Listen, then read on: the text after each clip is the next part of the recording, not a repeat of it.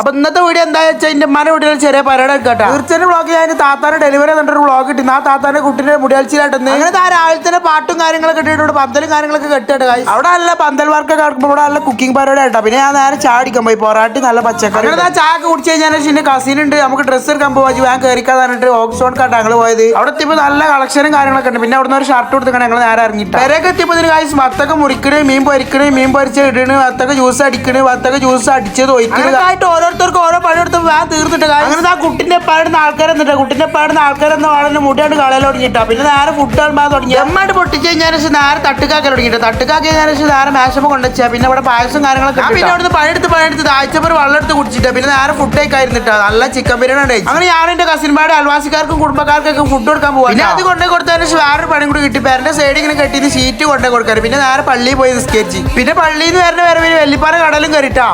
Hey guys, അപ്പൊ ഇന്നത്തെ video ഇത്രയൊക്കെ തന്നെ ഉള്ളൂ. ബൈ.